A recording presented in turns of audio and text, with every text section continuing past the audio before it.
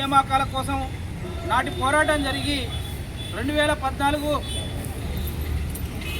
June 2వ తారీఖున తెలంగాణ రాష్ట్రాన్ని సాధించుకోవడం జరిగింది. తెలంగాణ రాష్ట్ర అవతరణ దినోత్సవ సందర్భంగా నాడు కేసీఆర్ ప్రభుత్వం, నేడు ఉన్నటువంటి రేవంత్ రెడ్డి ప్రభుత్వం ఉద్యోగ ఉపాధి అవకాశాలకై ప్రధాన ఎజెండాగా మేము పోరాడతామని చెప్పేసి, ఈడున్నటువంటి ఉద్యోగాలన్నింటినీ కూడా భర్తీ చేస్తామని చెప్పేసి మాట్లాడినటువంటి పాలకులు ఇవాళ విస్మరిస్తున్నటువంటి పరిస్థితి దేశంలో రాష్ట్రంలో కొనసాగుతుంది.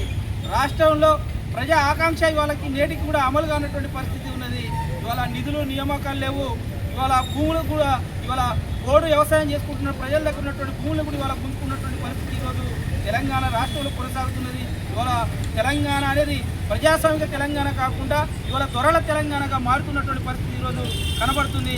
కాబట్టి ఇప్పటికైనా తెలంగాణ రాష్ట్రంలో ఉన్నటువంటి రేవంత్ రెడ్డి ప్రభుత్వం యువతరానికి ఇచ్చినటువంటి హామీని అమలు చేయాలని చెప్పేసి, అదేవిధంగా రైతాంగానికి ఇచ్చినటువంటి హామీని అమలు చేయాలని, ఉద్యోగులకు ఇచ్చినటువంటి హామీలను అమలు చేయాలని చెప్పేసి ఈ సందర్భంగా సిపిఐఎం న్యూ డెమోక్రసీ పార్టీ తరఫున ఇవాళ ప్రభుత్వాన్ని మేము డిమాండ్ చేస్తున్నాం.